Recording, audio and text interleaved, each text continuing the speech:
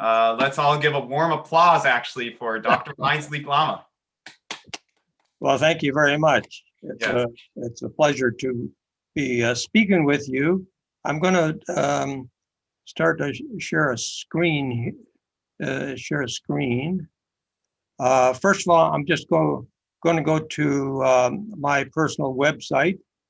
And just to give you a little bit of background, my wife and I were actually born in the Netherlands during the war, and our families immigrated after the war to Canada.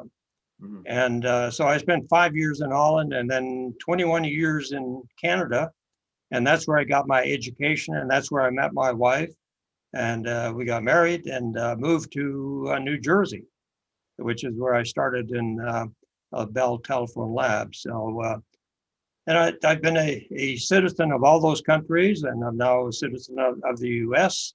And I say to you, Native Americans, please don't mess up this country. It's the only one I've got.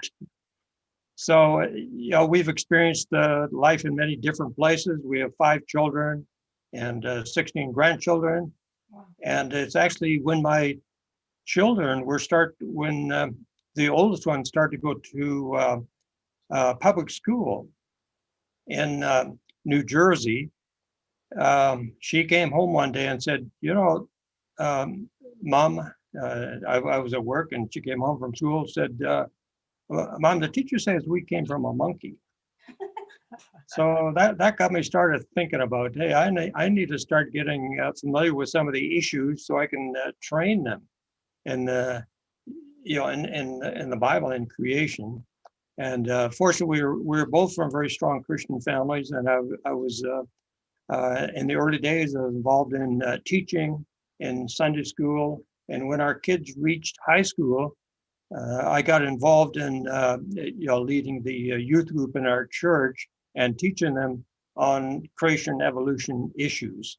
Mm-hmm. So that's got me started on that. And then my wife and I have gone overseas quite frequently, not this past year, unfortunately, but quite frequently. And that's where I lecture at different Bible schools and seminaries and even universities, give lectures there and conferences. And so I've spoken overseas quite a bit. And during my experience there, I've developed lectures and courses on those 3 topics you see in the middle of the screen, creation and evolution being the main one. But I've also done a complete course on Christian apologetics and another course on biblical worldview. And so on my website, you just go under messages, you can see all my lectures and sermons and what I've done in the past 10 or 12 years, and it's all there. Somebody mentioned climate change. I've also spoken on climate change. In fact, I spoke at Costa Mesa, Tustin, just last week on that. And also I've analyzed the coronavirus issue that we're dealing with today. So I've gotten into a lot of different topics. I've taught through many books of the Bible, taught Sunday school. So I'm familiar with the Bible. I know science. So I figure, what am I going to do in my retirement? Well, that's not an issue. I've got a lot to do, trying to show folks that the Bible is true. You can trust the Bible, and science does agree with the Bible. So 7 years ago, I started the Apologetics Forum, as you see here, and I'll bring it to that website. And you can see it there. Here, we have this website where in the front we display, the meetings we have come up next week. We have Patrick Nuri, who's a geologist. He's speaking on the topic, how to interpret the geology of national parks. And next month, we have Chris Ashcraft, who maintains Northwest Creation. I'm sure some of you are familiar with his internet, with a lot of recordings and a lot of apologetics and creation information. So on our website here, you'll see a whole bunch of different things. We've collected evidence in these different disciplines that you see listed here. the evidence for the truth in the Bible and these disciplines of science. And this here in particular, Find Answers, I put that up to help people find biblical answers to common questions that you have. You just click on that, go to one of the search engines we provide, and then just type in your question in English, and back comes a whole bunch of articles that you can go to. Normally we meet in person once a month, but now we're doing live streaming. But there are some people that do gather at the church, Atonement Free Lutheran Church in Washington, Arlington, Washington, where we meet. And so we live stream, but we also show the lecture to people that are in the auditorium, which is a smaller group now, of course, in these days. And then we have things like upcoming events, not just for us, but also for other organizations, like that. And I'm not going to go through the whole thing, but there's a whole bunch of things you can go to. We have a YouTube channel, and we record all the talks that we do. And you can see here some of the latest ones. And you'll see here's the one I did on climate change, climate crisis. This is on biology, information, the basis of life. And go back and you see a whole bunch of different speakers on different topics. So that's basically what we do with the Apologetics Forum. The lecture that I'm going to do tonight, okay, I'm going to go to share here. Let's see, go to this.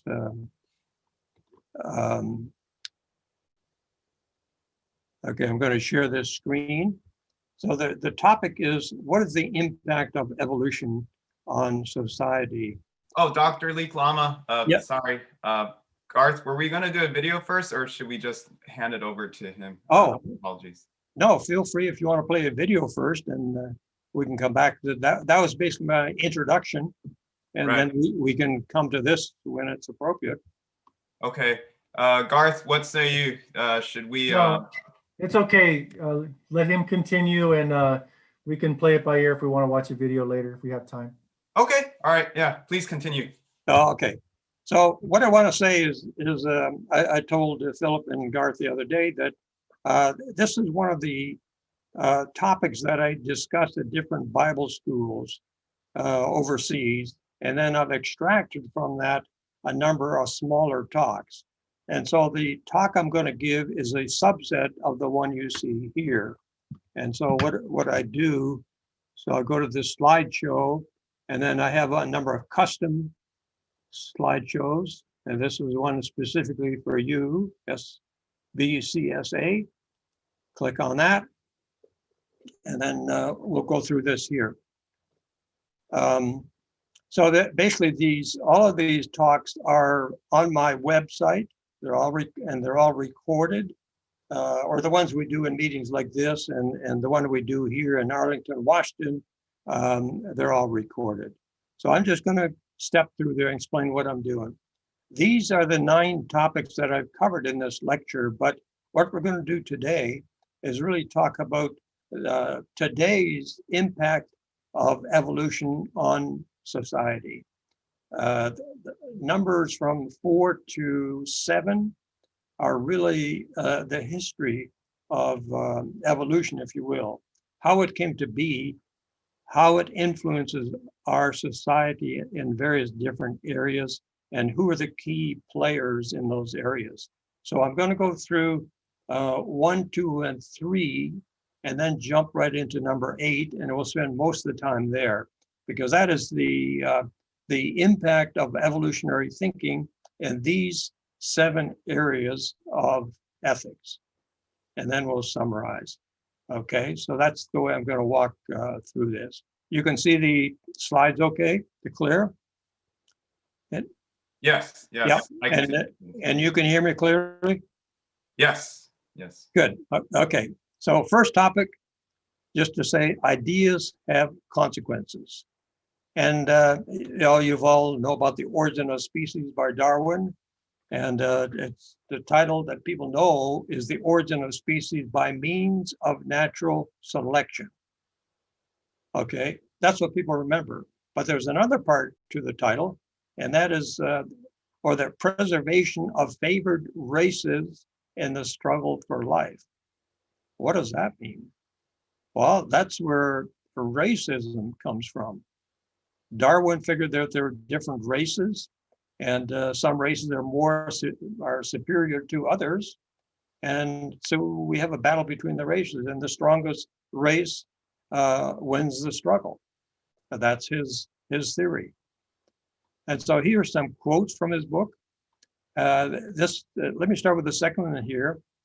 A married man is a poor slave, worse than a Negro. That written in his autobiography. So you can see that his view, of course, is not very popular today.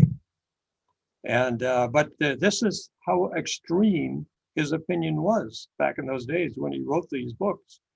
And then second one, whether requiring deep thought, reason, or imagination, or merely the use of senses and hands, the average power of man must be above that of woman. Sorry about that, gals, but that's well, I'm not saying that. That's what Darwin said. Okay, we know better. The Bible certainly doesn't say that at all. And then he tried to, explain where the different species came from and the complexity of some of the species and the complexity of the organs. But he realized that he had no way of explaining how a complex organ like the eye could form by natural selection. So, and he never did explain that. But he said, it must have happened because we see eyes in humans, we see eyes in different animals and birds, etc. So it must have evolved. There's no record of that, but that doesn't matter because they can't consider the other source of that complexity in the eye. So, people always say we have a conflict. Well, we have a conflict between evolution and creation, and they would say, well, that's, science, evolution is science, and religion is things like Christianity, and that's where the battle is. But no, that's not the battle. The battle is between just two different worldviews, two totally different worldviews. So here we see some of the commentary or the influence of that. The influence of evolution, as you'll see as we go through that, is pervasive. Henry Morris, the founder of the modern creation movement, he says a person's philosophy of origins will inevitably determine what we believe concerning his destiny and even what he believes about the meaning and purpose of his life and actions right now. And that's true. Here's what two evolutionists have to say. Ernest Mayr, who's a well-known evolutionist from way back, and he also would say, as an evolutionist, evolution has an impact on every aspect of man's thinking, his philosophy, his metaphysics, and his ethics. And then Jeremy Rifkin, another evolutionist, evolutionary theory has been enshrined as the centerpiece of our educational system, and elaborate walls have been erected around it to protect it from unnecessary abuse. And I'm sure you have seen a lot of that. Creationists, they can write technical articles, but it's very hard to get them published in secular journals. And so what we have to say is often censored. Evolution is protected. And here, Henry Morris again, you'll remember his famous book, The Genesis Flood, which really was the start of the creation movement. He would say that the evolution is the foundation of all that we see today. Evolution is at the foundation of communism, fascism, Freudianism, social Darwinism, behaviorism, Keynesianism, materialism, atheism, and in the religious world, even modernism and neo-orthodoxy, which we even see in the Christian world. So evolution is at the root of all of that. So then let's see what some evolutionists have to say about this battle between two worldviews. And I'm going to quote mostly secular scientists and historians.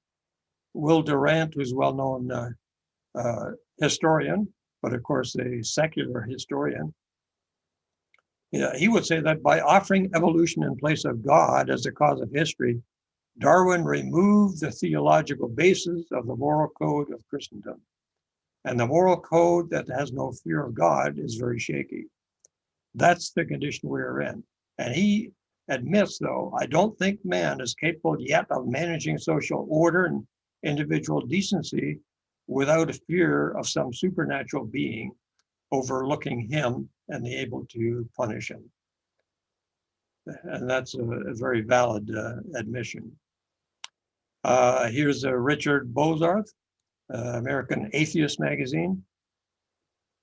He will say, Christianity has fought, still fights, will fight science to the desperate end over evolution, because evolution destroys utterly and finally the very reason Jesus' earthly life was supposedly necessary.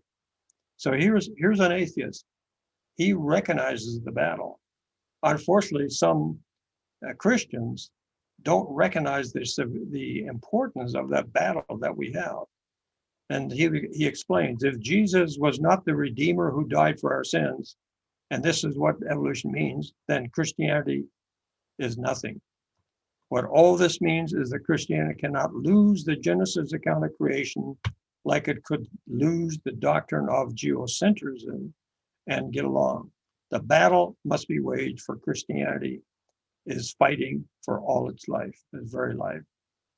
So evolutionists recognize that, the gravity of the battle between creation and evolution. So we, as believers and as creationists, we need to recognize that too.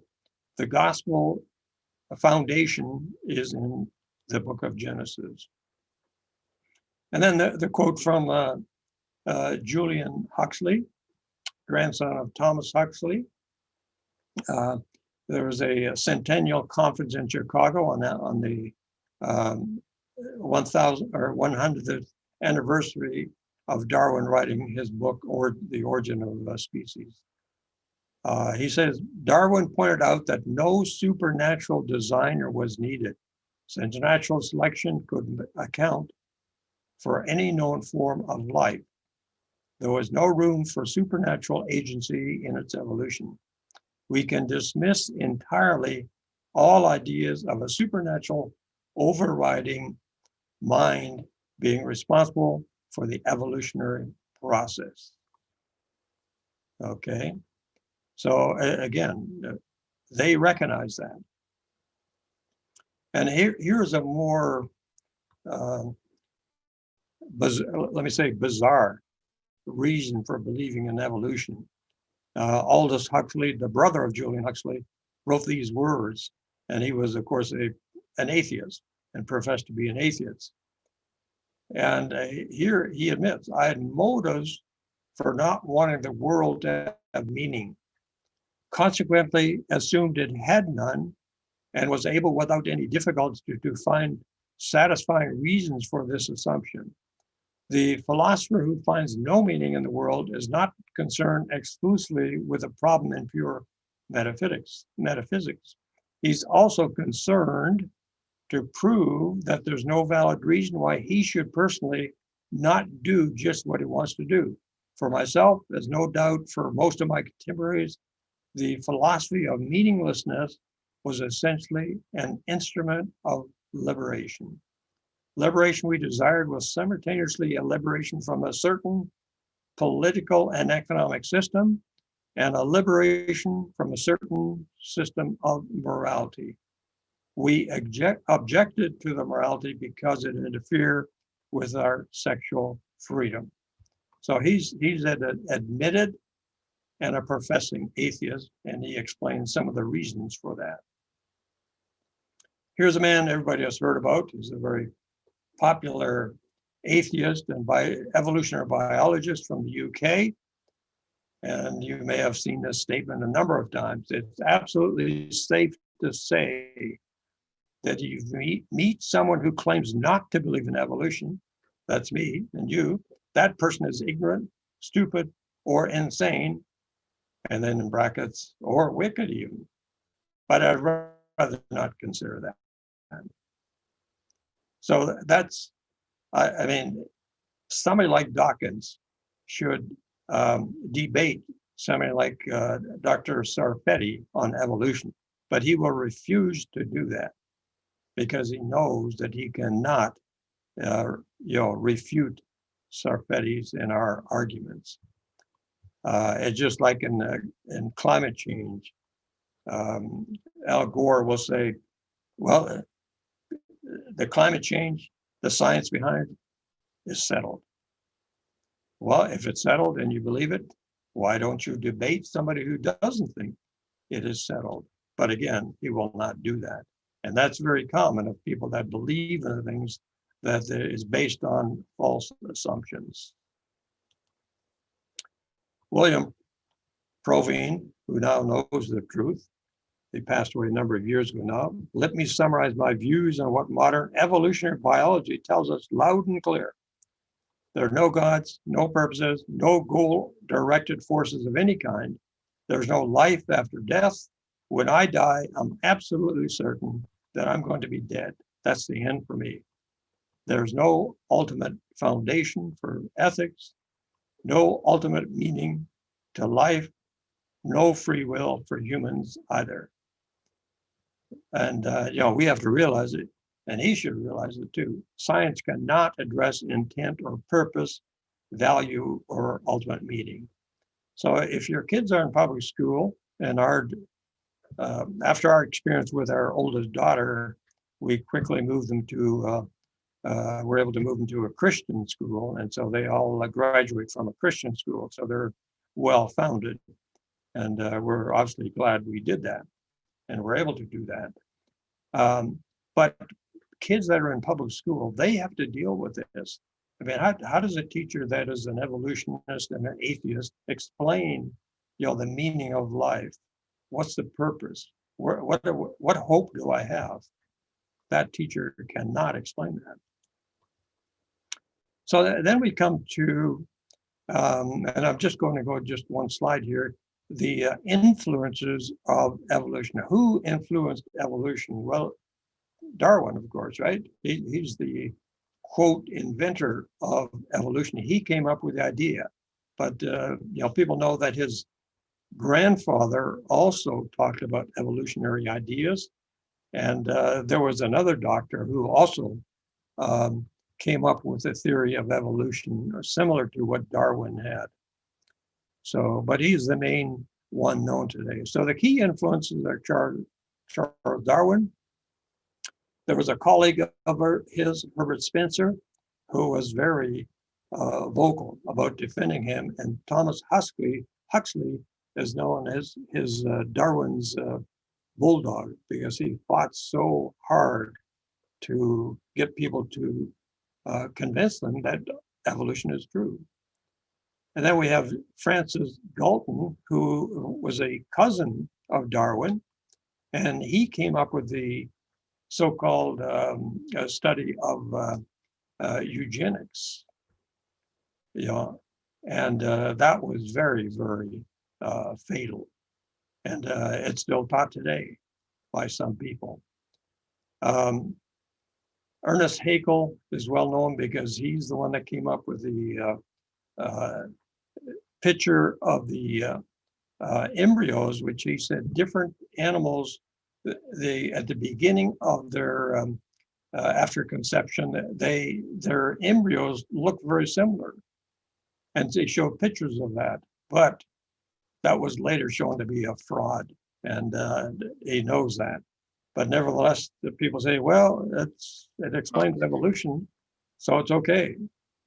And then there's, philosophers like Friedrich Nietzsche, Sigmund Freud. You've heard of all these people. And then Karl Marx and Vladimir Lenin, the founders of communism. And you know how many people died through Thank you. communism. And then Adolf Hitler, of course, the big Second World War, that's all about, killing people, killing Jews who were regarded as the inferior race. We know about that because during the war, my parents actually hid a Jewish lady in the attic of our house where I was born, and she spent the last 2 years of the war there. She survived, but most of her relatives did not. So it was really brutal. Nobody needs to tell me that the Holocaust didn't happen. We know it happened. And then, of course, you got atheists like Bertrand Russell and Voltaire. And then in the US, John Dewey, responsible for much of what we see in our education system today. So these are the major influencers of the evolutionary movement. And I've got more slides that go into detail about each of these, but I'm not going to go into that. That's more history, and that's covered in a separate lecture. But the impact of evolution on our society is pervasive. Many people think, well, it only influences science, just creation versus evolution. That's all. No, it's in education, it's in politics, it's even religion, and pervasive in culture, mainstream media, magazines. They all assume evolution is true. So in the secular humanism, belief in really an atheist is a direct result of the philosophy of evolution. So we're going to look at some of the specific evils resulting from the philosophy of evolution. So if you believe in evolution, these are some of the issues that come up, and I'm going to walk through 7 of these here, and you'll recognize many of the topics. But what I do here is present, what does the Bible say about life? What does the Bible say about racism, morality, rights, family, education, and business ethics? And then I'll compare that to what people really do, especially atheists. They don't believe the Bible, of course. And so they have a very different view of these 7 areas of ethics. So first of all, what is the biblical mandate on life? What does the Bible say about life? And I'm sure you're familiar with many of these verses. And I don't have the complete verse here, but you'll recognize them from the short phrase I have after each one of these verses. And so the question is, who determines the rules? And this is true for all of these 7 areas of ethics. Does man determine the rule, or does God determine the rule and man obeys God's laws? Sanctity of life goes all the way back to Genesis 1:27. In the image of God, he created man. And explicitly in Genesis 9:6, whoever sheds the blood of man, murder obviously is not allowed. That is a gross sin. And the 10 laws, of course, in Exodus also includes that. And then even when it gets down to abortion, there are the Bible mentions that too. When men, were to hit a pregnant woman and the baby would die, there is consequence to that. And that's explained in those verses there. And then we know by Psalms, Psalm 139, that God formed my inward parts. Well, if God formed the inward parts of the baby, what right do we have to literally pull that baby out and kill it? Isaiah 42 Again, who formed you from the womb? Jeremiah, before I formed you in the womb, I knew you. So God knew everybody, before he was born. So if God knew him, then certainly we cannot destroy that baby. Ephesians, even as he chose us in him before the foundation. So today's medicine raises some moral issues, moral problems. We're not going to go into all that here, but particularly the evolution has an impact on the sanctity of life. Okay, so this is what the Bible says. So then what issues do we deal with when we come to the real world? Well, abortion, that's the taking of an unborn, 62 million have been killed since the Roe versus Wade 48 years ago. Euthanasia, taking the life of an elderly. Infanticide, people are already talking about that. If the baby born doesn't seem to be very fit, why can't we take the life of that even? And then eugenics, taking life of the unfit. And that's, of course, Hitler was practicing that, eugenics, because he wanted to remove the inferior races. So Hitler was playing God. Capital punishment, taking the life of a murderer. Cloning has its issue, taking the life of an embryo and using it for medicine. And biotechnology today, man can improve life, they claim. And you'll see some of the things they're doing now, even with the new vaccine out, with the messenger RNA base. People think they can improve life by editing the genes even. So, and this goes all the way back to here. This is Haeckel's diagram. Okay, Ernst Haeckel. The embryo in the womb goes through stages of evolution. So you start with one up here with the formation, conception, and then goes through different stages, evolutionary stages, and here we are. Look at the similarity there. It's all of them go through those stages. Well, these drawings are fraudulent. That's not really how it goes. And so it's been proven to be fraudulent many times now, but still it appears in some textbooks. So women were told, some women undergoing an abortion, well, it's just an embryo, it's only a fetus, it's only in the early stages of evolution. It goes through a whole bunch of different stages before it becomes a baby to be born. And then you got the question of late-term abortions. Infanticide can become, could lead to infanticide and eventually to euthanasia. Man decides which life is worth living. And then here's the pro-choice people. What arguments do they make? Well, it's the mother's body. She should decide. The baby has a right to proper care and love. And if the mother decides she can't give that, well, then what's the matter with abortion? There's already too many unwanted babies. So what's one more? Women and family have rights too. Well, it's a result of rape. I'm not going to carry that baby. Baby would be severely handicapped, possibly, if you look at an MRI. Giving up education and a career could be a student in college or something, become pregnant and, I can't finish college. I have to give up my education and my career.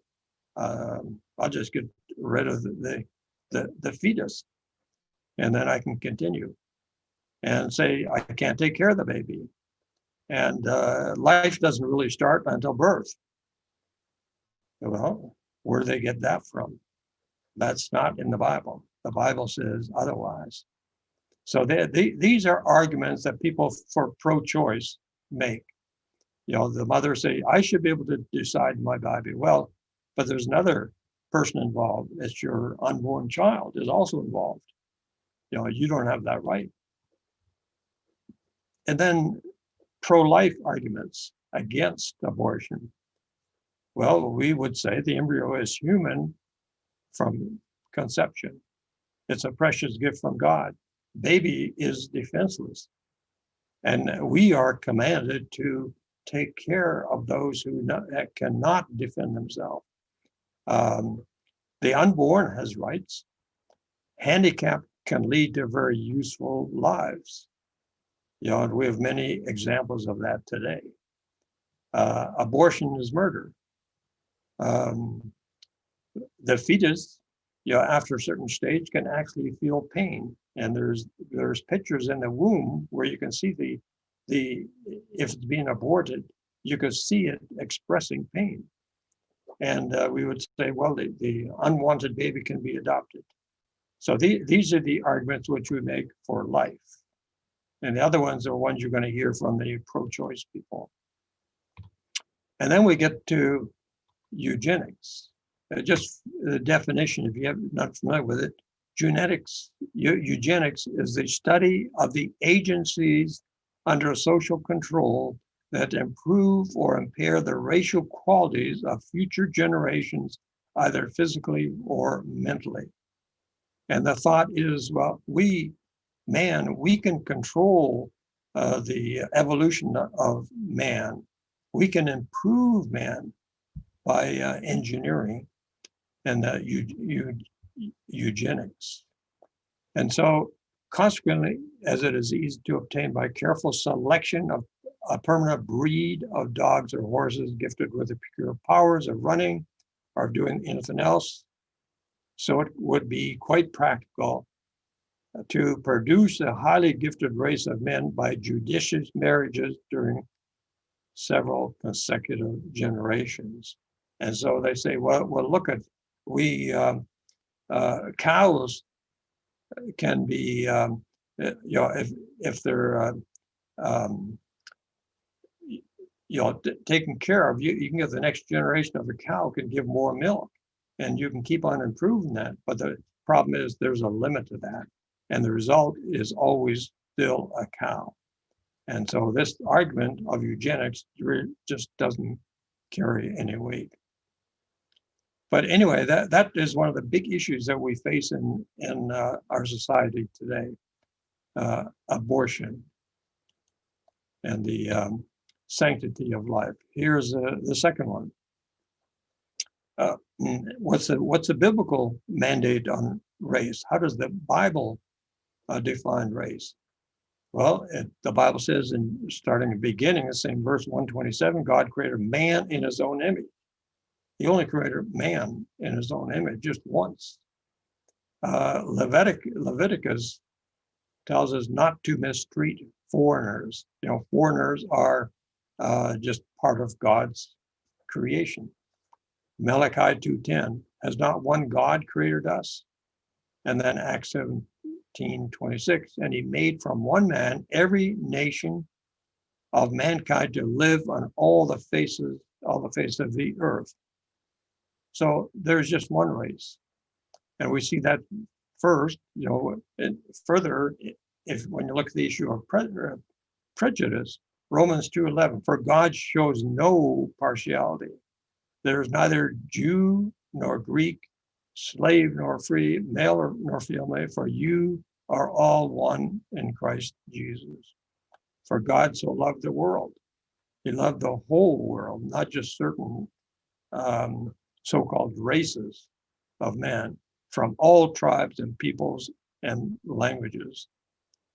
So God defines that there's just one race.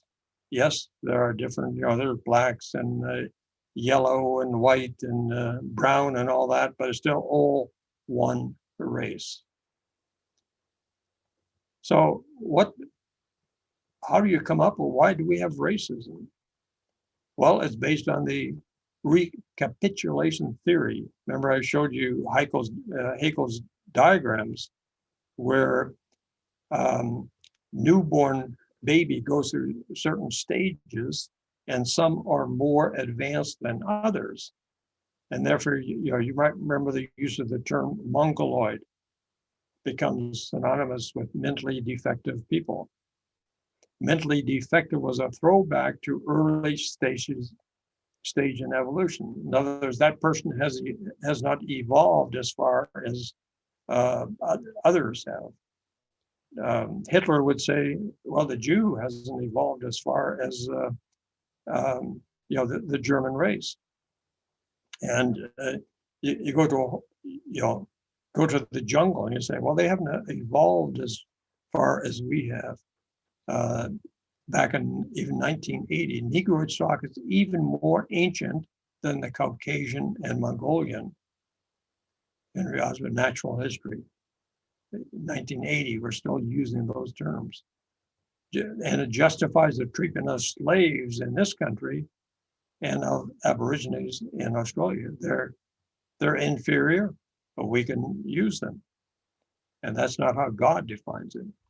Even Darwin's book, Origin of Species, remember I showed you the title, Through Natural Selection, but also had a subtitle, The Preservation of Favored Races in the Struggle for Life.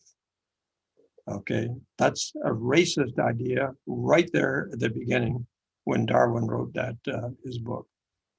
So evolution and race, here's some other things. A German social Darwinist, Alexander Till, even the most careful selection of the best can accomplish nothing if it is not linked with the merciless elimination of the worst people. So here's an early German before Hitler's time. And of course, Hitler would love that. Hitler believed in evolution, and he used that as justification for the Holocaust. The Negroid stock is even more ancient than the Caucasian and Mongolian, or may be proved by an examination not only of the brain, of the hair, bodily characters, but of the instincts and intelligence. Even back in 1935, the American anthropologist, said that. And then Holocaust, Second World War. Well, like I said, Hitler justified that because the German race was superior to any other races. Okay, then we could come to morality, biblical mandate on morality. Well, we know what's right and what's wrong. So whose laws do we obey? God's laws or man's laws? We believe God's laws. But the atheist, of course, says, well, we'll just take whatever laws we seem to work best. Bible's very clear. Mark 12, you shall love the Lord your God. Matthew 6, no one can serve two masters. Acts 5:29, we must obey God rather than men. The righteousness, 1 Peter 1 verse 16, you shall be holy for I am holy.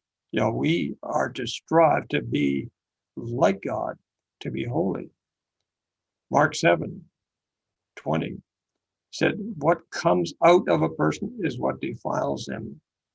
For from within, out of the heart of man, come evil thoughts, sexual immorality, theft, murder, adultery, coveting, wickedness, deceit, sensuality, envy, etc., etc. And now the Galatians 5, now the works of the flesh are evident. 1 Timothy 1:10 refers to the sexually immoral, which is contrary to sound doctrine. So the Bible is very clear, what's right, what's righteous, what is holy. Well, what about evolution? How do they look at morality? This goes back to Aldous Huxley. I read some of this before. And he said up front, I had motive for not wanting the world to have a meaning, consequently assumed that it had none. And then at the end there, for myself, the philosophy of meaninglessness was essentially an instrument of liberation, sexual and political. So what he's saying really, I can set the laws. I can set the limits for myself. I don't have to listen to God for that. Later in 1989, here David McAfee is a modern atheist and author. What we now call morality was evolved. Back to evolution. As nearly all social and physical human attributes were to aid us in survival and ultimately reproduction. This morality requires only that we be guided by our developed conscience or moral sense, and not a god or gods. In other words, we as man can establish morality. And, that's man's morality.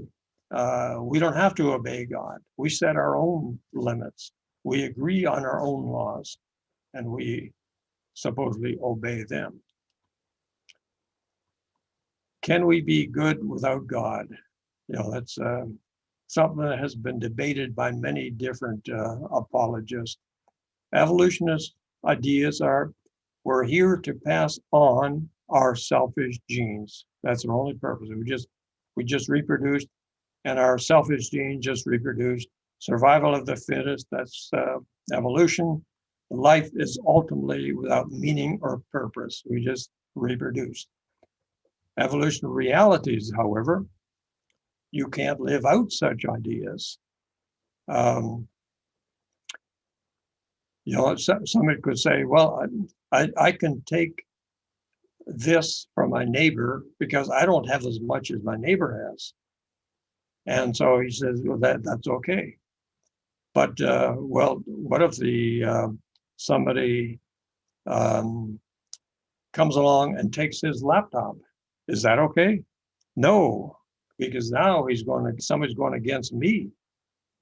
So it's a one-way law for him. I can take his whatever, but he can't take whatever I have. So that kind of morality just does not work. So you can't live out such ideas because they must live as if morality is real, that there are real moral laws, because no one can live without them.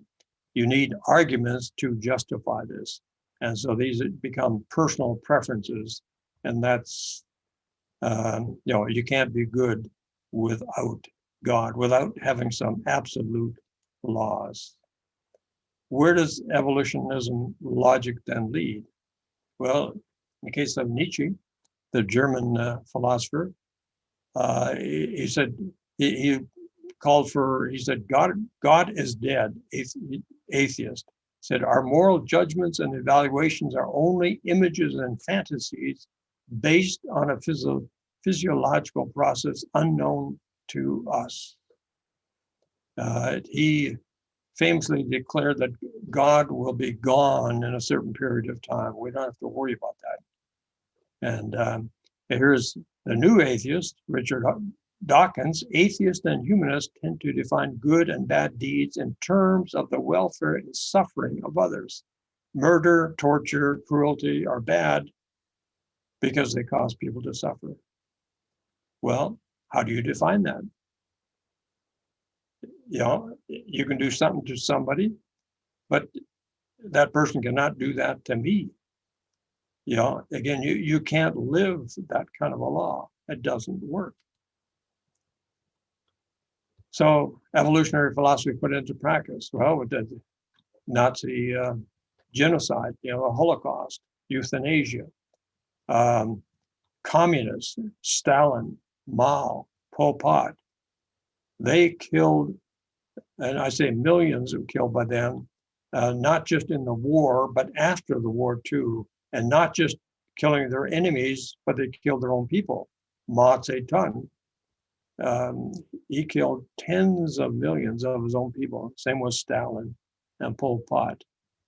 So they believe they could do that because they're just helping man improve. They choose who gets to survive.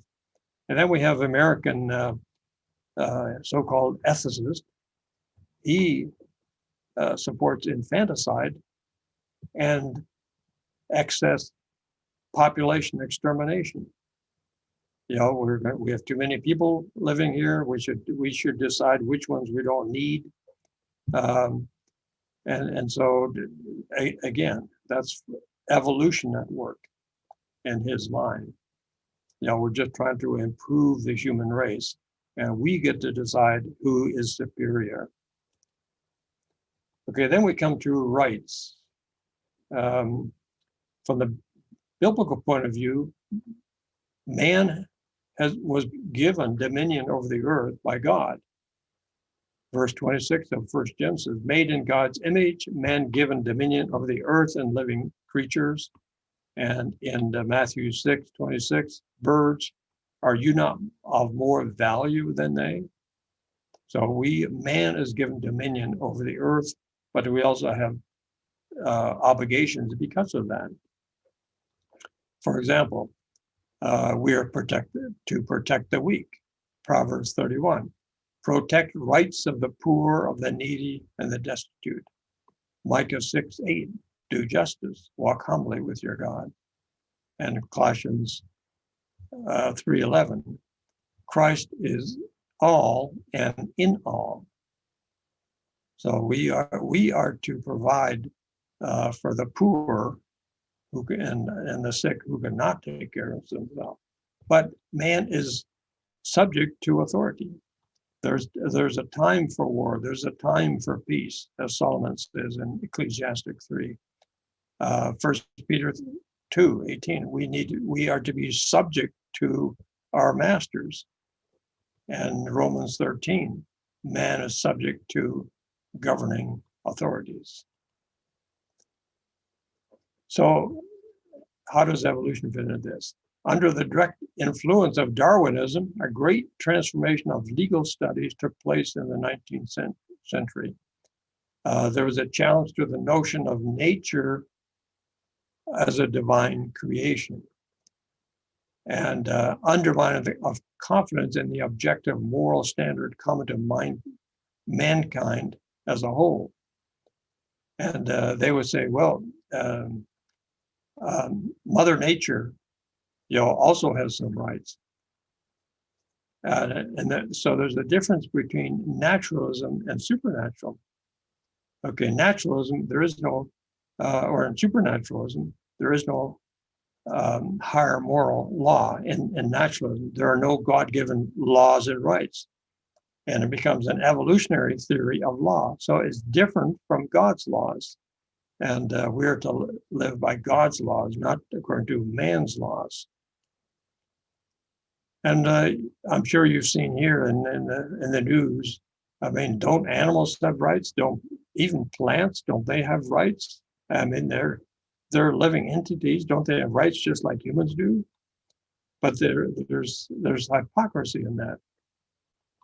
For all the hype about human rights from this same intelligentsia, isn't it both absurd and hypocritical to spend time and resources debating whether plants can suffer pain like humans do, when there are real human rights issues which need to be addressed? Most of these people who are supposedly biocentric probably would allow unborn humans to be killed. I mean, abortion, it's no different from killing a plant or an animal, although they are undeniably alive and human and are even capable of feeling pain. So it's not a consistent view, and it's certainly not compatible with what God says in his word.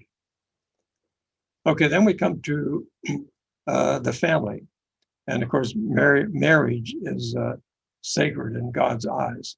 And we are given these laws in Colossians. Wives, submit to your husbands, but husbands also love your wives. 1 Corinthians, flee from sexual immorality. The husband should not divorce his wife. A man shall leave his father and his mother. So that's what marriage is all about. One man, one wife. Leadership. We have leadership responsibilities, in particular for elders and leaders in the church. The guidelines. must manage his own household well, must be the husband of one wife. Children also have laws. Obey your parents, honor your father and mother. So this is the biblical mandate on the family. Now we come with evolution in the family. Sexual sins outside of marriage. Well, casual sex becomes easier. Abortions are easier. Adultery no longer illegal. We don't have any laws. All that is okay. Same-sex marriages. Well, what's the impact on families? Well, if you study it, you'll see there are physical and emotional and mental harm to children. If you don't have a God-ordained marriage, increase in disease, increase in single-parent families, more children born out of marriage, divorce rates increase, broken and dysfunctional families. These are the results. And that is all, due to, based on the theory, the thought of evolution. This is just a graphic I picked up here. Homosexuality is in some Rome fell because of homosexuality. Society is built on heterosexual marriage. So that's where we belong. It's slippery slope. What's next? People that consider, it doesn't have to be just a man and a wife. You could have a man and two wives, or two men, and anything goes. Where does that relationship stop? You start down that slippery slope. And okay, then we come to education. Well, the Bible gives us foundation for education. Fear of the Lord is the beginning of wisdom. All scripture is profitable for teaching. Proverbs 16, better to get wisdom than gold. Acts 17, examine the scripture daily as the Bereans do. And then the philosophy of education, train up a child in the way he should go. Destroy arguments and every lofty opinion. 2 Corinthians, very popular apologetics verse. Romans 12, do not be conformed to this world. We live in this world, but we are not to be conformed to this world. False teaching. Satan is the father of lies. The Bible tells us no one takes you captive by philosophy. So this is the foundation for education. And ultimately, of course, parents are responsible for their children's education, whether it's homeschooling or whether they they get biblical education in church or wherever. Here's an interesting chart, opinions on evolution and climate change. It turns out that these two things go together very well. I teach on creation versus evolution, and I also have given lectures on climate change. And for people that believe in evolution, you'll find that they also believe that climate change is a crisis. And the reason why these two fit together, these two concepts, because man thinks that he can improve man through evolution, and he thinks he can optimize the climate through his control. And of course, none of those concepts are true, but that's what they believe. And these are just views on climate change and evolution by different groups. The general public, Democrats versus independents, Republicans, and Tea Party. Again, the left leaning, of course, they are very, very much in support of evolution and control of climate change. So the influence of evolutionary education, well, it's pervasive. If you look at your children's science books, they will teach evolution. They will not mention creation at all. That's religious, so that doesn't belong in a science textbook, is what they would say. So it's pervasive influence in public schools, a humanist faith with humanist values. Nature is purposeless and immoral, Stephen Gould, well-known evolutionist, says. How do we fight that? Well, homeschool, Christian school, church. And we have to realize as parents, we are ultimately responsible for our children's education, whether we do it ourselves or through other organizations. Okay, then lastly, we come to biblical mandate on business ethics. How do we deal with other people? And so the moral character is defined in the Bible by some of these verses that we show here. Leviticus, you shall not steal. Mark 8, what does it profit to gain the whole world?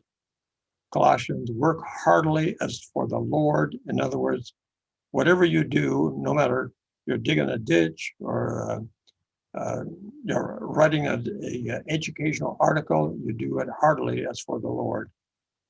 Proverbs, a false balance is an abomination. We need to be generous to the poor. We need to do everything in the name of the Lord.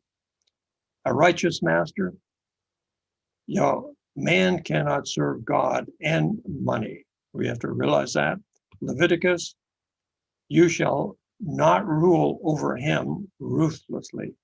In other words, you need to be a righteous master. You need to care for those who work for you. And then the greatest commandment all, to love God and to love others as yourself. And then other commandments are below that. These are the two great important commandments. So if you apply evolution to the business world, well, that implies survival of the fittest, elimination of the weak. The ethics go out the window.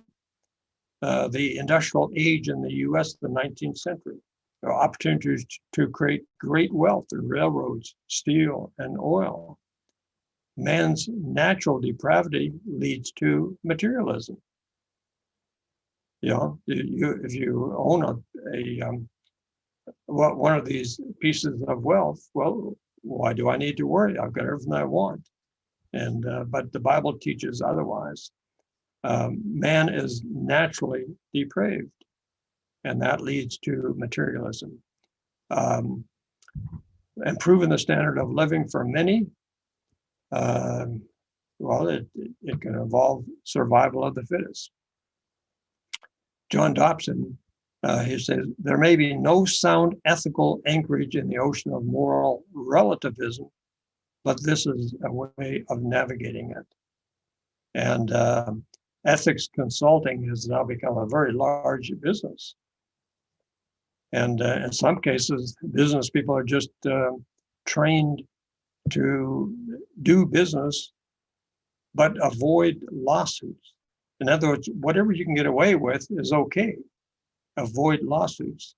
Virtue is not a maximum or minimum, but a balance. So you can do some good and some bad, that's okay. Balance.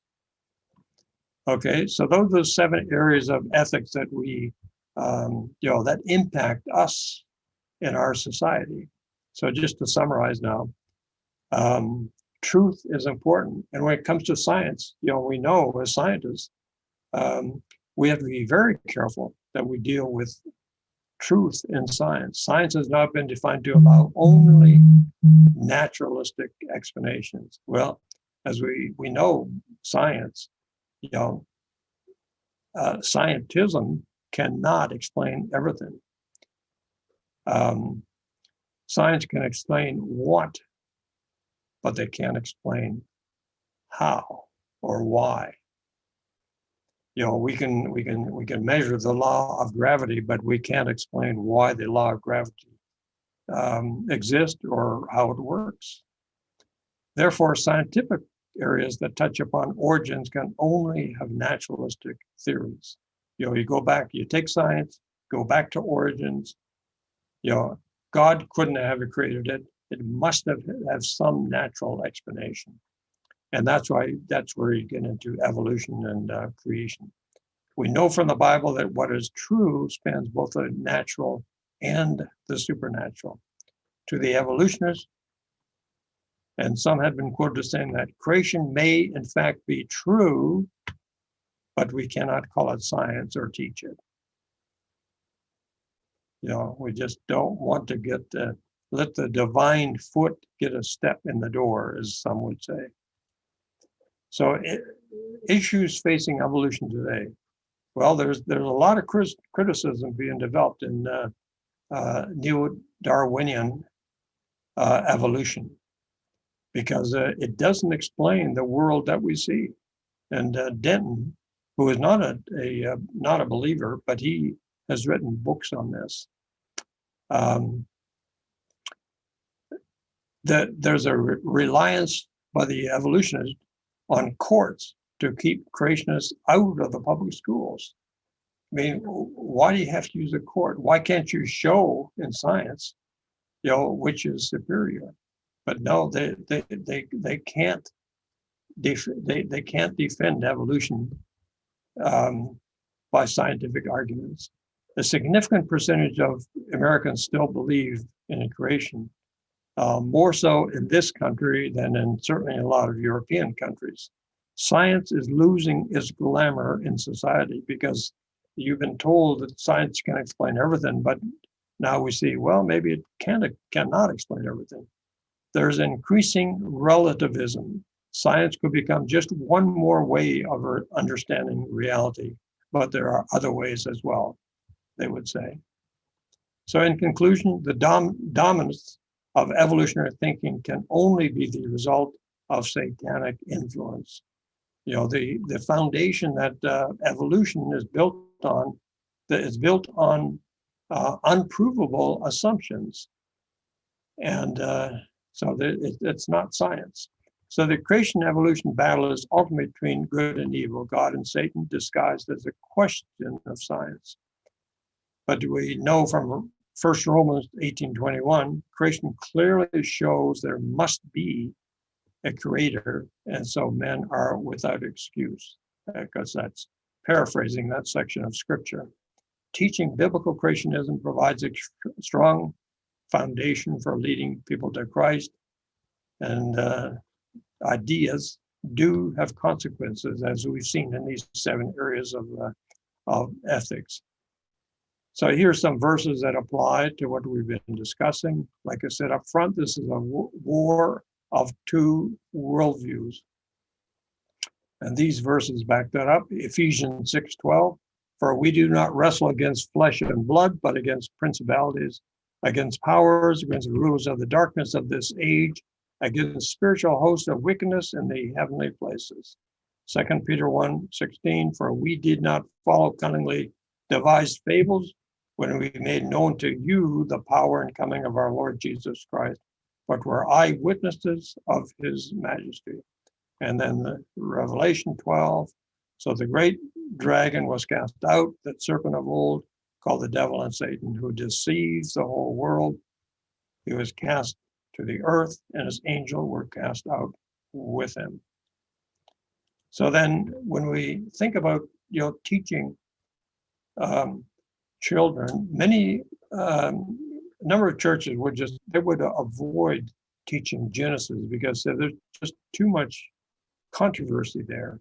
But it's important because as I said before, the first book of the Bible, Genesis, is the foundation for the whole Bible, for God's word. It's the foundation for the gospel. It explains, for example, why Jesus had to come. So you can't leave Genesis out of your education and teaching in churches and schools. Christian education must be taught in love, and Christian education supports biblical ethics. We need to have well-educated teachers grounded in the word to teach our next generation. So with that, I want to thank you for your attention, but also you probably have seen this before. We need to build our worldview on God's word, creation, laws, marriage standards, and then evolution, man's opinion. Well, then you have lawlessness, homosexual behavior, pornography, abortion, etc. All the evils of this world. I came up with this a long time ago. Evolution, from a science point of view, evolution is the greatest myth ever foisted on our society in the name of science. And we see how much of society today depends on evolution. So we need to be teaching our children, our next generation, the truth. Okay, so do we have some questions? Thank you, Doctor. Oh, okay, go ahead. Was that you, Garth? Yeah, everybody that wants to talk, just unmute yourself, and yeah, you could ask questions. Okay. I'm sorry. Was that a question for me? I had a question. Okay. You were talking about evolutionists, John Dewey specifically, in the education system. What about the guys from the Frankfurt School who spewed out cultural? I think it's called cultural Marxism. It was just mentality to just destroy everything that was already established. But could you talk a little bit about those guys that were from the Frankfurt School? Yeah, I'm not familiar with that school, actually. There have been many offshoots from what Dewey, has put into our public school system. He's long gone, of course. There's certainly some other offshoots of that, but I've not followed that in any detail. Okay. Thank you. Yeah, actually, I wanted to say, a thing or two. I remember when I was growing up, right? Like the whole thing that was taught to me, it was like, evolution and, creation, it's science versus religion. That's what it is. And by people's empirical evidence, right? Just using our sheer intellect, right? You can, logically derive at the conclusion that there's no God, right? But here, obviously, in this presentation, we really see, no, this evolution, right, is not, this does not stem from science, right? And actually, right, those of us in the know, we know that when you especially look in the, the world of microbiology, right, we see how, complex, and fearfully and wonderfully made we are, as well as, other living creatures, right? Yeah. And well, see, if somebody claims that evolution is true, you ask them, how do you know it's true? That will often lead to them saying, well, my teacher said it's true. My professor said it's true. Yeah, but do they make any assumptions, in evolution? Can you show any evidence for the truth of evolution? People say, well, fossils prove that evolution happened. Mm-hmm. How does that prove it? It doesn't. You have fossils of different living organisms, but that doesn't. There's no connection. Dwayne Gish has written a number of books on the fossils say no, and 10 years later he wrote another book. He studied some more. He said the fossils still say no. It doesn't show the truth of evolution. So somebody, that I was on a business trip in Beijing, China, one day with a group of scientists, and he believes evolution is true. I said, how do you know it's true? Well, look at the museums. Look at all those fossils. Which fossil can you point me to that shows evolution? Well, he can't. He just says, look at it. There's so many different fossils. Evolution must be true, but they don't show the connection. Oh yeah, the transitional form. Yeah, that's very true. Yeah. And then they also have a problem too, right? With the primordial soup, right? Because water is a universal solvent, and that's not the best place for evolution to take place, right? For example, you put salt in the water. Does the salt all of a sudden become more organized and take on different shapes and form? No, it dissolves in the water. as well as many substances. So yeah, they have a lot against them. Yeah. Yeah. Yeah, actually, that was a lecture I gave at Bill Morgan's group. I called it Information, the Basis for Life, and which shows that life cannot start from non-living material into living material because the information in the DNA, where did that information come from? Yeah. It doesn't come through random chance. It takes an intelligent agent to produce information. Right.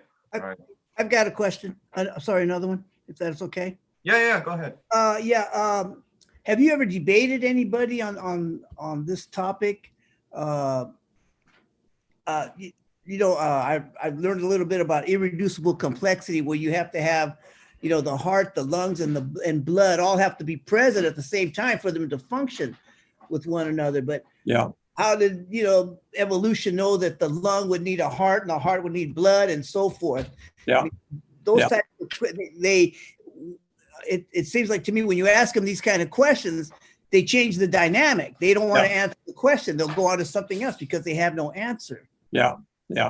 I did do a debate 7 years ago, and it's on my website. It's a little more than 2 hours long. I debated an atheist, and so I made my case why I believe in the God of the Bible specifically. And yes, I went into some of those issues, but they weasel their way out of it.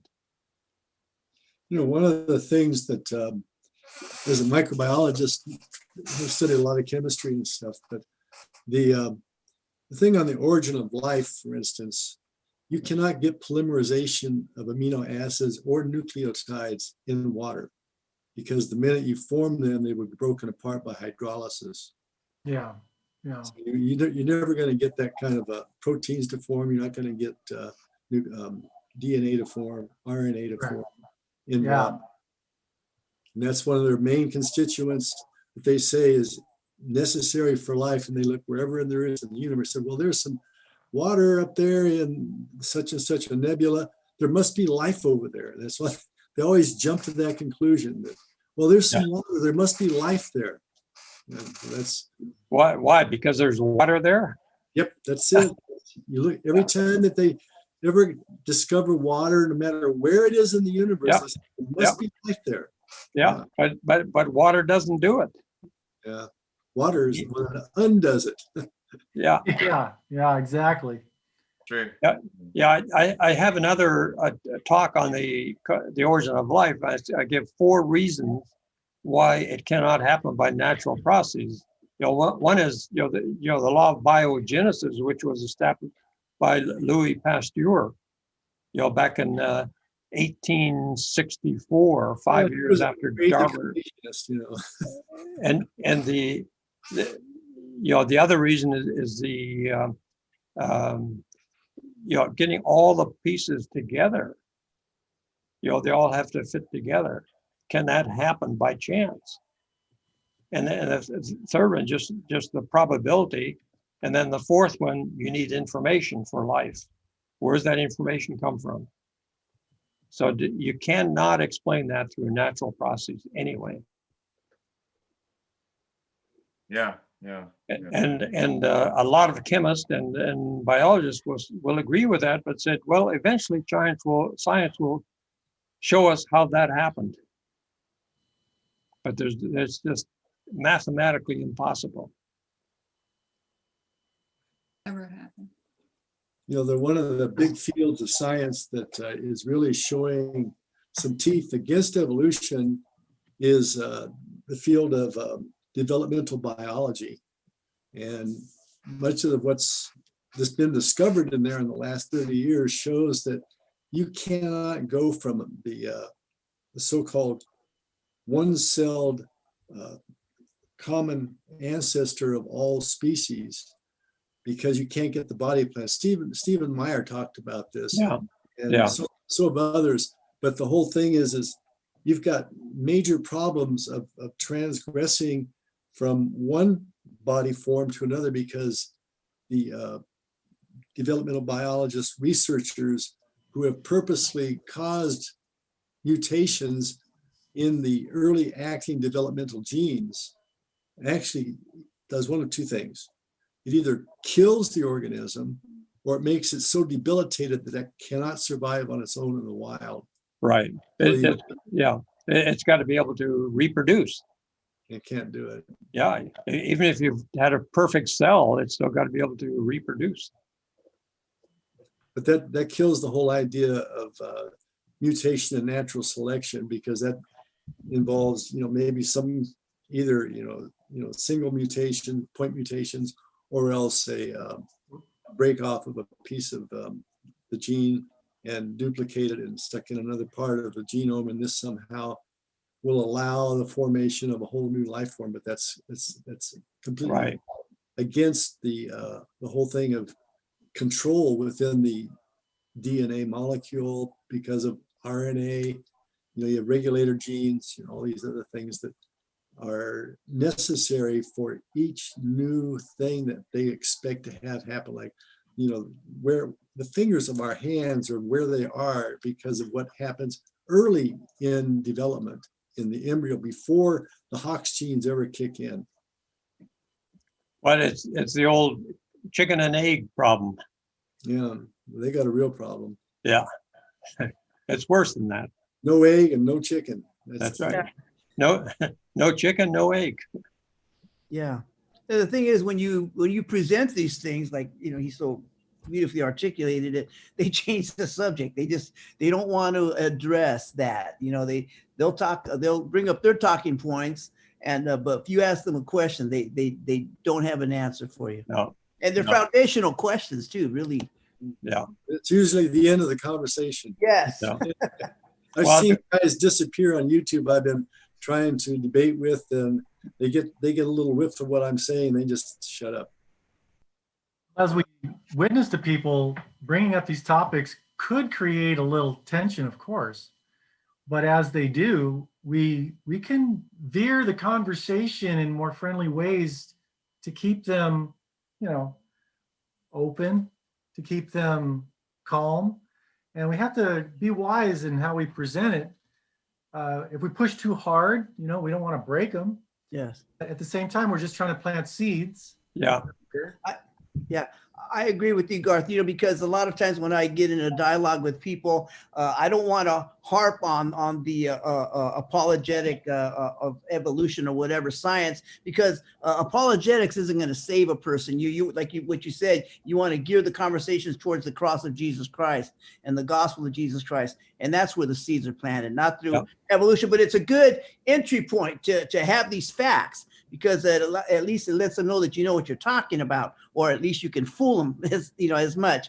But but the main point as we dialogue with these people is we want to plant seeds so that they can be led to to accepting Jesus Christ. Yeah. And as people have a hang up with evolution, if they really truly believe that it's the reason they should not believe in Christ, then we need to break down that stronghold, as Dr. Lycklama said.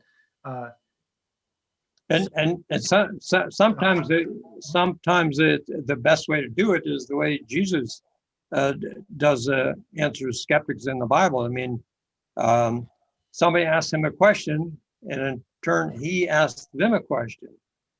You believe in this. How do you explain that? Like evolution. You believe in evolution. Why do you believe it's true? Can you give me any evidence for what you believe? Are there any assumptions for what you believe? And that's a key point, is to create diversionary questions so you could keep them on track. Yeah. Without forcibly telling them what's the truth, you get them to answer their own question by the deduction and the direction you're asking the question. Yeah. A good lawyer would do. Yeah. Well, a lot of the, what I would say the top apologists in the creation movement are people who used to believe in evolution, and they were questioned, why do you believe in it? How do you explain this? People like John Sanford, Dr. Sanford, he was questioned by some of his students, and it took him a few years, I believe, and if he came to belief because he couldn't give answers. Because why did he believe in evolution? Because his professor told him it was true, and he never questioned it. Greg Kokel, you're talking about this approach, Garth, about how to approach an unbeliever. And Greg Kokel has a really good book on this, and he's really good conversations in his newsletter that he sends out. The book is called Tactics, and you want to use the Roadrunner tactic, the Columbo tactic, and things like that, where you're asking questions and just getting them to realize that they just ran off the cliff and now they're supported by nothing. And you really don't need to push them any further because they're going to fall. That's the way it is. So you just let them hang themselves with their own erroneous belief. Yeah. You had mentioned earlier about pyrolysis. We had been talking last year at one of our meetings about the 4 different natural laws or 4 different natural processes that really prevent things from coming together outside of intelligent design, outside of either a supernatural creation or even a natural creation where there is intelligence involved in putting things together that normally will not come together because of these laws. And this is, can you read that correctly? Or is it backwards? Because I'm seeing it backwards. It's hydrolysis, oxidation, radiation, and pyrolysis. And we can read it correctly. Okay, very good. Yeah, and so it's the What's breakdown. pyrolysis? The breakdown of molecules by water, by oxidation, by oxygen. The breakdown of molecules by light, which is radiation, and the breakdown of molecules by heat, which is pyrolysis. So these are 4 big things that evolutionists cannot overcome, and yet they have to have a naturalistic explanation. Well, this is nature. Yeah. Overcome these 4. And there's more than just those, but that's some of them. Like cause and effect is another one. Yeah. Well, I mean, life has to start. It cannot start in just water. Life needs a membrane as well to the protected environment. And with the amino acids, having the right chain come together. How does that happen? I mean, Miller's experiment got nowhere close to that. Never thought of that, because you have to have a balance of that, the chemistry inside the cell walls for all of the microorganelles function properly. Yeah. And of course, the fluid inside of the cell again? The fluid inside of the cell, what's it called?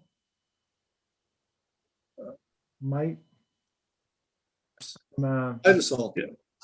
Cytoplasm. Cytoplasm. And then in the nucleus, it's nucleoplasm. So you have to have very, very specific chemistry involved for these organelles to work the way they do. Yeah.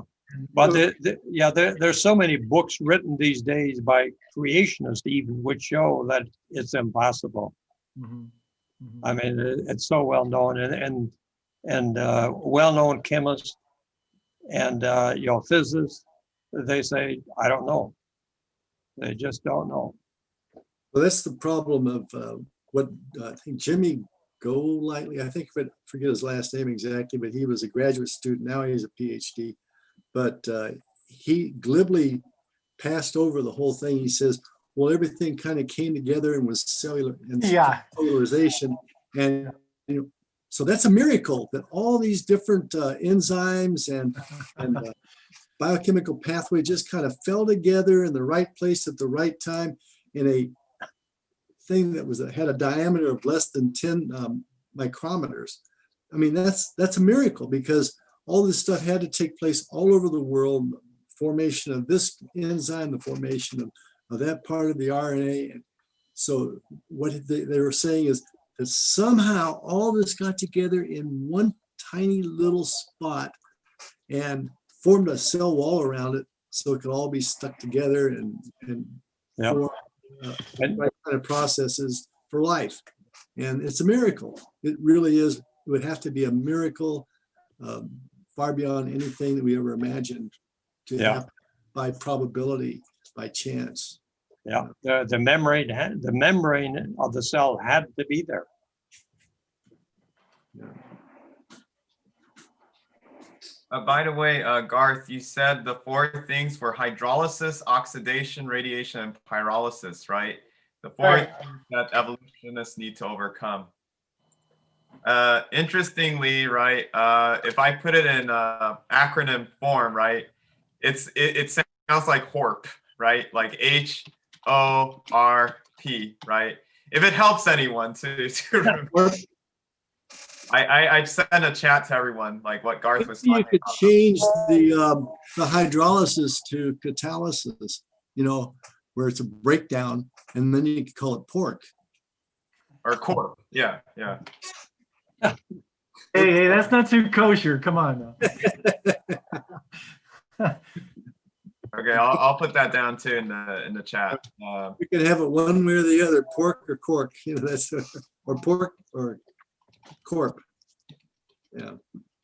Yeah, there you go. Right. You could also look at it in this, instead of the big words, you could just say the breakdown of molecules by water, oxygen, by radiation or light, and by heat. So that's another way to want to simplify it. You could use those for making an acronym. One of the debates that Dr. Gish had with one of the guys down in the South is the evolution was saying, well, if you get a certain thing about the electrical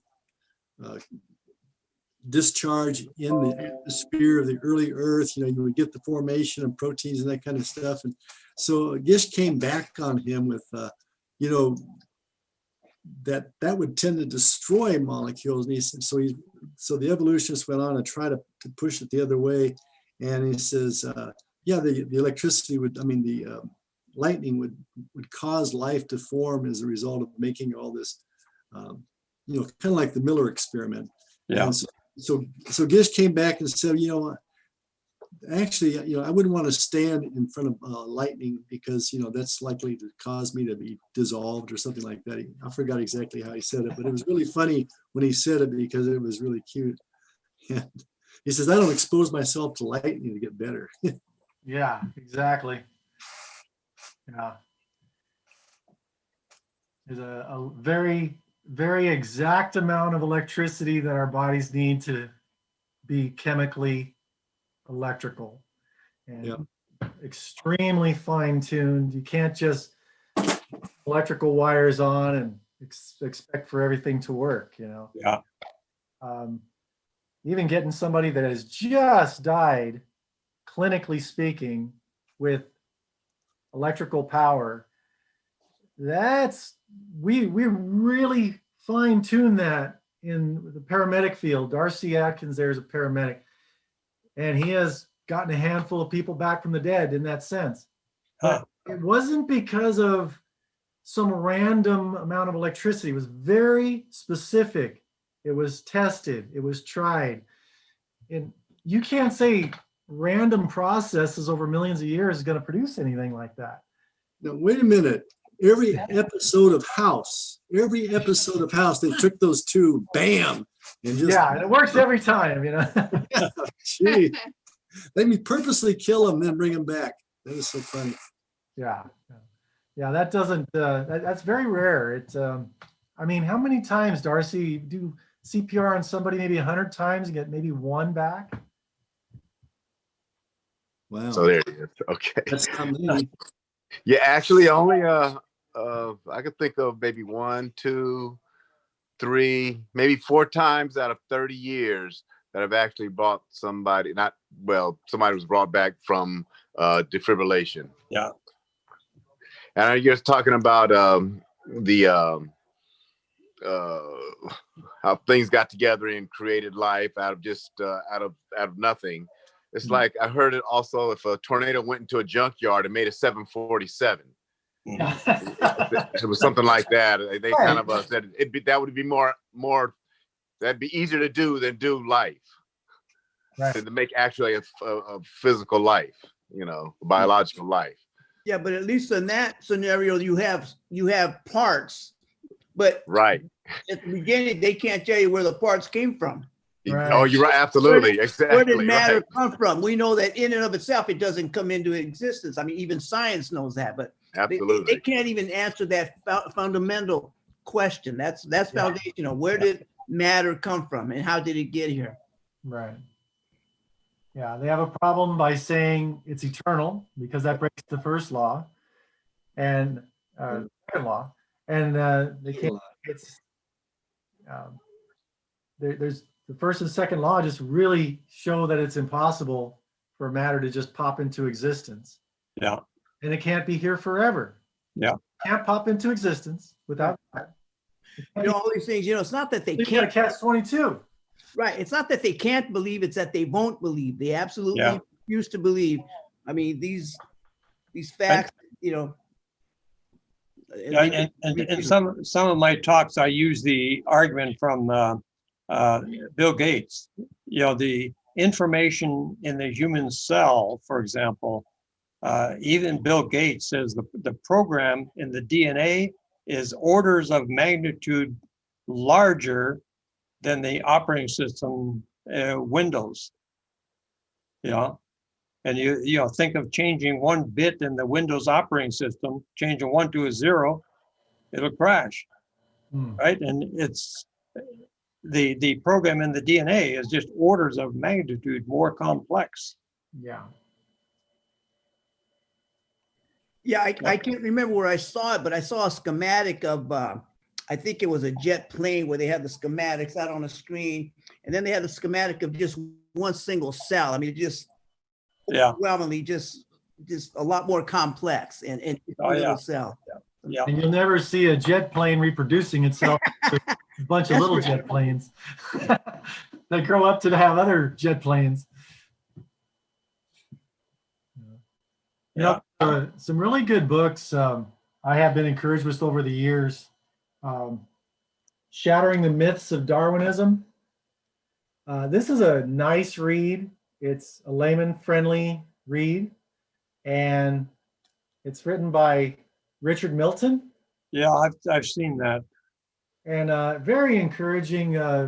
Everett Purcell years ago talked to us about that book. There's a lot of really good basic problems with evolution. He's an evolutionist, but he's saying these are the problems with what everybody thinks you can prove about evolution.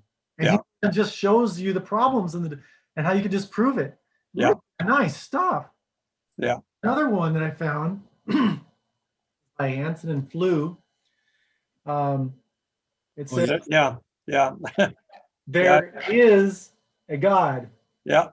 He used to be an atheist, and so he changed it from there is no God to there is a God. Yeah, I use that in one of my apologetics courses as an example. Yeah, it's Anson and Flew. He actually debated C.S. Lewis years ago when C.S. Lewis was alive in the 40s. Right. They were the top theist and atheist of the world. Right. Debated. And he wound up becoming a deist and was strongly considering Christianity at the time of his death. He may have become a Christian. Yeah. So there's a lot of great books out there. If any of those books encourage you, grab them, read them, enjoy them. You can also maybe find people lecturing on books like this or giving book reports about it online. You might find the author summarizing it online. These are really nice ways to encapsulate things so you can get those buzzwords down for when you're talking to people, so you don't have to say things for 10 minutes. You can just say it for 15 seconds and just hit hard with it, Right. Here's an interesting read from the textbook called Developmental Biology. Hold on a second, I'll read it to you. It says, between fertilization and birth, the developing organism is known as an embryo. The concept of an embryo is a staggering one. As an embryo, you had to build yourself from a single cell. You had to respire before you had lungs, digest before you had a gut, build bones when you were pulpy, and form orderly arrays of neurons before you knew how to think. One of the critical differences between you and a machine is that a machine is never required to function until after it is built. Every multicellular organism has to function even as it builds itself. Most human embryos die before being born. You survived. That's really good. Wow. That's the first paragraph of the textbook. Nice. Go on to ask a lot of questions like, how did our eyes get to be where they are, and our fingers, our ears, and all these things that go on had to be laid out in that early embryo stage, because if they didn't, they would never get in later on. Yeah. So they're trying to answer these questions. They believe strongly in evolution, but they've changed from neo-Darwinism, and now you have things like Evo Devo. You have the third way and other types of evolutionary thinking that, the third way, that's with James Shapiro in Chicago. And he says that cells evolve themselves. They change themselves and become different because they know how to put themselves together somehow. And they believe this. They actually believe it. Yeah. So it's really an amazing thing that's happening in the last 20 or 30 years in the evolutionary circles. And neo-Darwinists are really getting uptight about it. That's really good, John. Now, for everybody that doesn't know, John's been writing our newsletter for 1,000,000 years. Just do it now, yeah. It's just a little less than 1,000,000 years, thousands of years. And he has got a huge amount of articles, well done. They are archived in the Creation in the Crossfire website. So if you go to Creation in the Crossfire, you could go into that website and you can look up an article on just about any subject. Most of those articles have been written by John. A handful have been written by other people. Yeah. Just to give you a heads up. There's more like Heinz has a whole lot of things on his website too. It's just amazing. Yeah. There's so much available. You go to creation.com, answersingenesis.org, and ICR.org. They have, you just type in a couple of words and you come up with dozens of articles on one subject. It's just amazing. You don't have to go to YouTube. You could actually go to these other websites and expand our creative information. At least we don't have to worry about being censored. Yeah. Not yet. Yeah. Yeah, that's something. When we close in prayer, we'll make sure we pray about that, because the way they are coming hard on Twitter and Facebook, they've thrown Parler completely out altogether. If you're on a social media platform, it's real easy to be censored right now. Yeah. So we got to pray that this is part of, in America, we pride ourselves that we are a land where freedom of speech is ours, and it's being whittled away as we speak. That's something we need to pray about. Yeah. Consider in our voting, the next time we vote, how a person considers freedom of speech. Is it cheap? Is it something that you could just do away with? Or do they really want to protect people's speech, regardless of what they're saying? They want to protect people's speech. And I think it's really critically important, because if you can make somebody angry with you and try to get them to justify shutting you down, then that's the kind of people we don't want controlling our politics. We want people that are fair-minded and anyway, it's just something that could directly affect this group. We have a evolutionists that have the capability to be heavy-handed. They could shut down. Hey, we're telling lies, so shut them down, right? That could be their justification. It's Whose lies and whose truth is going to be implemented, right? And so it's no longer everybody gets to say what you want. It's yeah. you get to say what we tell you is true, or you don't get to talk. So I'm very concerned about that, and we need to pray. Yeah, I can see that it's in Darwinian philosophy is the preservation of most favored race. I'm going to rewrite that and say the preservation of most favored worldview, and they get to choose which that worldview is. Scary. Yep. Yeah, that's good. It already is a problem in when you talk about climate change. That I've got a number of videos on YouTube on, I call it climate crisis, and just this year or just a few months ago, they started putting qualifiers on it. The truth is over here. They point to another article, so they didn't just take it off, but they said this is what's really true over here. Yeah, they did the same thing with a lot of political stuff that was going on in November, December. I noticed that with Right Side Broadcasting and AOC or ACO and whatever it was called. OAC, I'm sorry. And what is it? Some of these other conservative speakers, they were getting the same stuff below them. He says, so-and-so won the election, and you go to this website and you're going to see the truth. And, yeah. Yeah, and it seems like they're building the narrative. They conjure up a false narrative about you, and they put a lot of emotion behind it. I'm watching the news, and it's like comedy. I can't believe they'll throw out the narrative, and then they'll build upon it and throw a lot of emotion on it, and that's it. And people tend to believe it and to be swayed by it. But and if you have a different opposing view, they'll definitely silence you.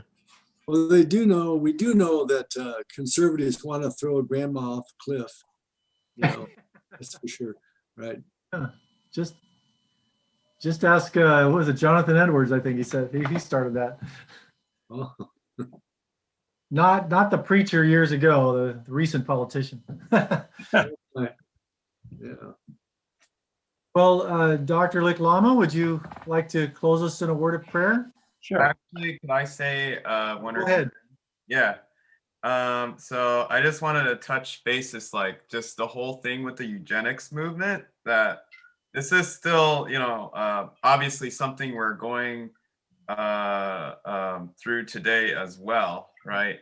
And actually, I don't know if you guys have heard of this, but there's something called the Georgia Guidestones, right? Yeah, I've heard of it. Yeah, so you know about it, Garth, right? It was erected in the 1980, and supposedly they have their version of 10 Commandments, right? Pretty bad, right? And one of them is to maintain humanity under 500 million in perpetual balance with nature, right? And then number 2 is guide reproduction wisely, improving fitness and diversity, right?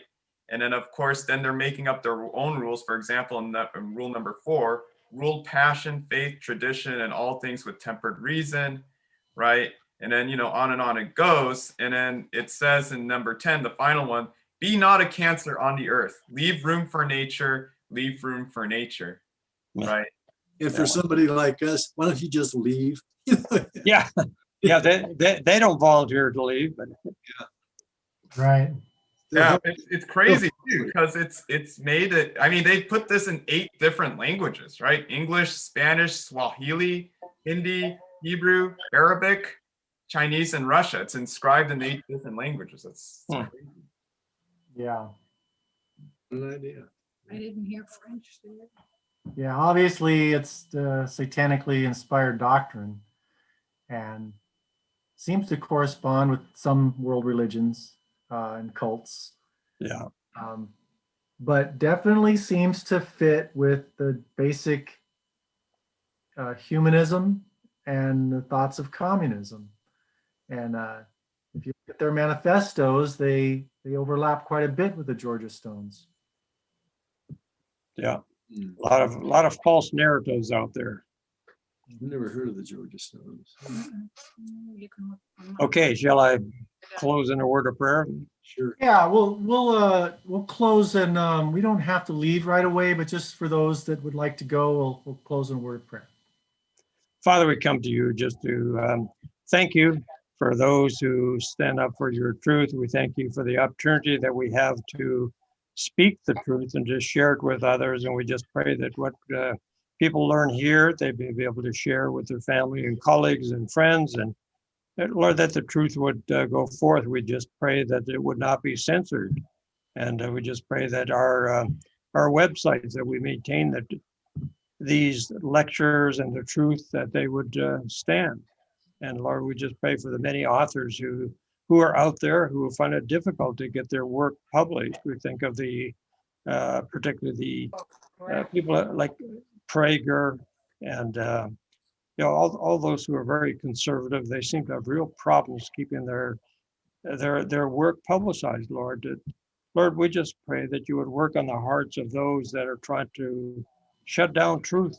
Lord, that you would have them come to truth, Lord, and that they would change their minds, and that they would, Lord, that the words that we put out there would change people's minds. You would use those words, Lord, in a mighty way. And we just thank you for the opportunity that you have given us. We thank you for your word. We just thank you for the evidence that you have given us, for the truth of your word, and that we have the freedom to share that, Lord. And we just pray that it would bear much fruit. Just thank you for this group here that has been meeting faithfully for, I believe, 35 years or so. We just thank you for those that are supporting and sponsoring this work. And we just pray for all the creation groups around the world and here in the U.S., Lord, that are proclaiming the truth of your word and your creation, and for the support of the gospel, Lord. And we just pray that that would continue to go forth. We just thank you in Jesus' name. Amen. Amen. Amen. All right. We'll see you all later. We got things we got to do before tomorrow. Hold on, John. I want to show you my cat. Okay, well, show me your cat. You know, my cat's cuter than your cat. Which one is cuter? Is it- Gracie. Okay, well, thank you, everybody. I'm gonna have to log off here now, but we'll be in touch. Yeah, thanks a lot. Thank See you. later. Thank you. Lycklama, for your time. It was enjoyable. It was very much enjoyed. He's Right. got that mustache on that cat. I don't believe that cat. You know, it's painted on there, isn't it? See, he did that on purpose. He painted that cat. Oh, look at the cat. Right to look. See, he has a mustache and a little something down here. That's little goatee. yeah, but there's a picture. But he does kind of look. I see. He has a Clark Gable look, kind of sort of. Goatee, yeah. I seen a female. No, I know he does.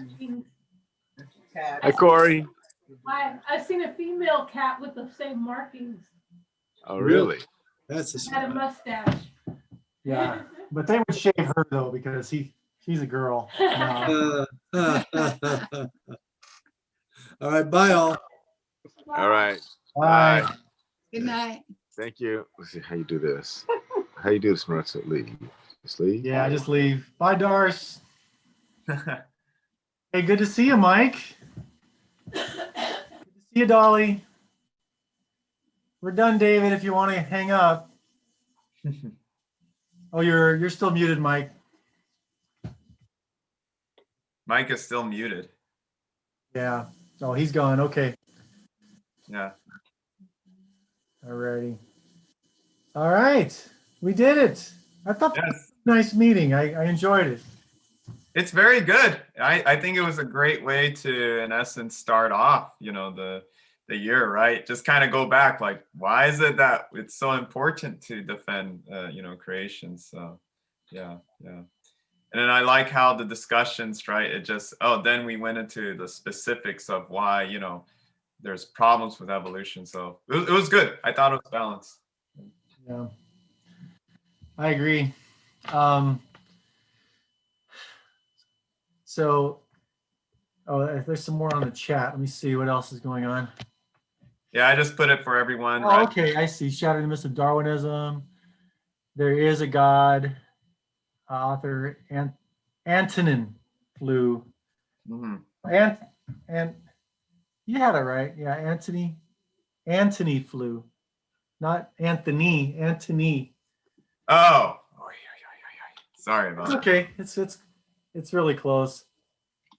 Yeah. Antonin Scalia and Antony Flew. So definite differences. Yeah. That is, yeah. It's not just your typical Anthony that we're familiar with. Yeah.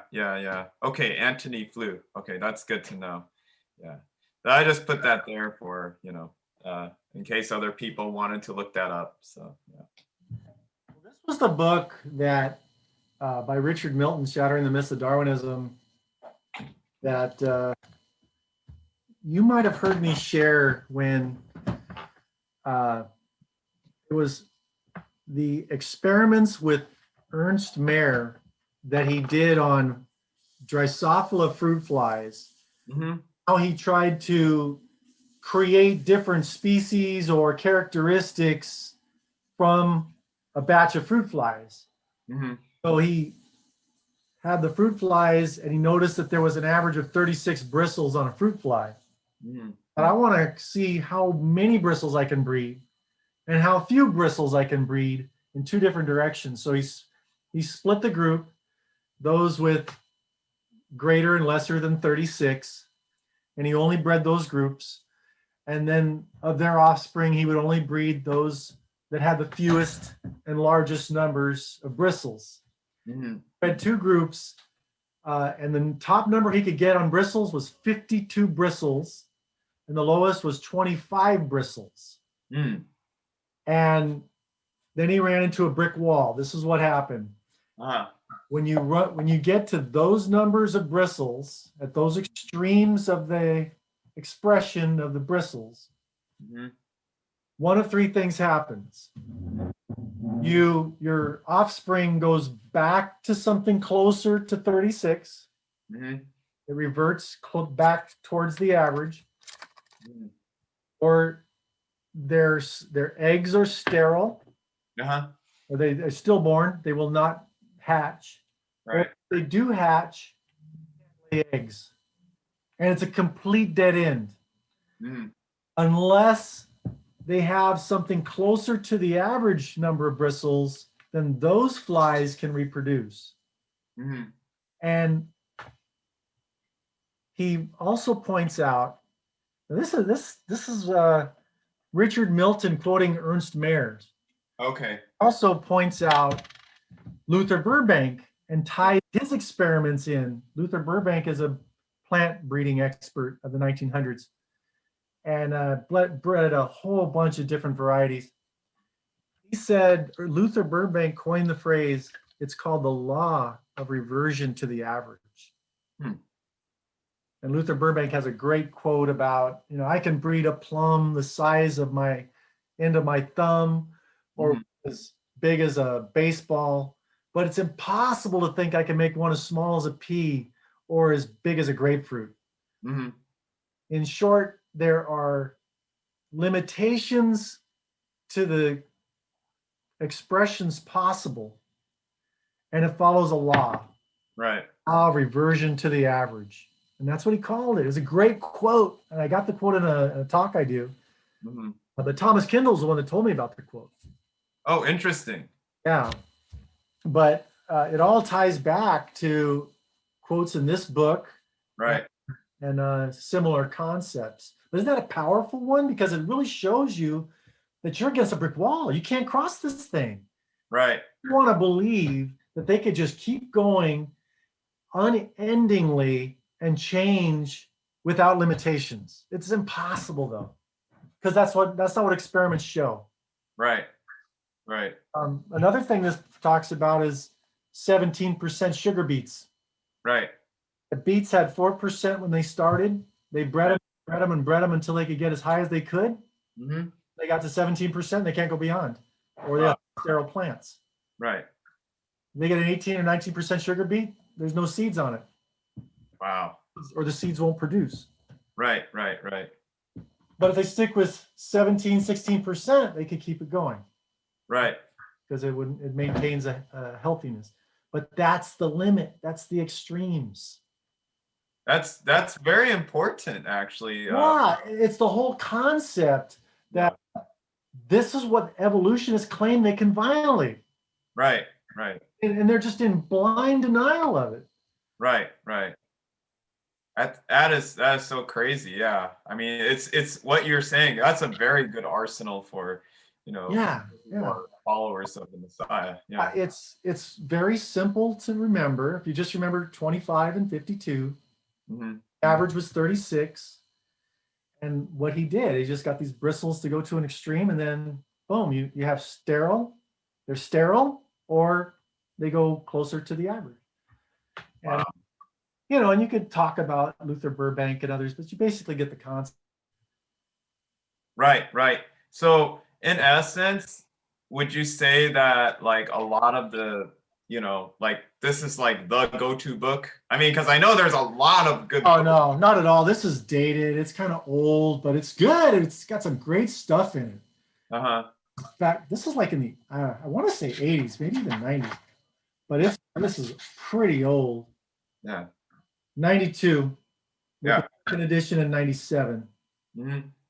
But this is good basic stuff, and it's written by an evolutionist who believes in millions of years, but he readily says, I really just don't have proof for it. I see the anecdotal arguments, I kind of agree with them, but ultimate proof, we don't have it. And this is why. And he shows you the breakdown of all these big arguments that go nowhere. Right. It's really cool. Wow, from an evolutionist. That's amazing. Yeah. And of course, Anthony Flew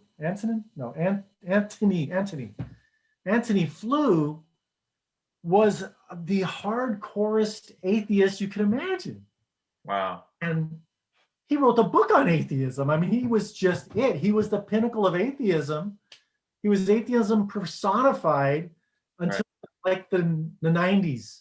And he changed. Wow. And you know what it was? It was intelligent design arguments that won him over. Wow. Yeah. Now if he could have gone into more deeper creation arguments, I think they would have been even more powerful. But this was where he was at. Right. It sounded secular enough for him to accept. He got into the intelligent design arguments and realized he mentions irreducible complexity or those general concepts.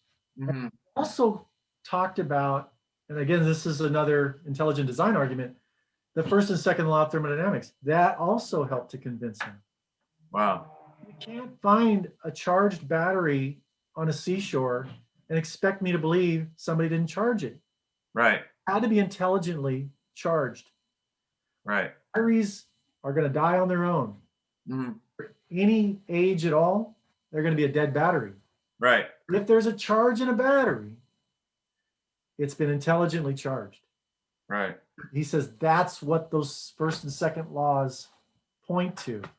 Right. You don't have an intelligence guiding an energy system to make it work, it isn't going to work at all. Right.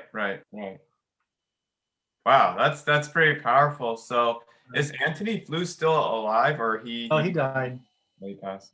I don't know what year he died. Maybe a short time after, maybe less than 10 years after the book. Oh, okay. So that's still like in the 1900s, right? It was in the 2000s, I think. Let me see. Hey, David, his name? David. My friend, my God. David just died. Which David? The David that just died, the creationist that read 8,000 books. Oh, Dave Phillips. Yes. Yeah. Yeah. He was the one that told me about this. This is the reason I read this book. Yeah. I'm sure I'll get a date here in a second. Mhm.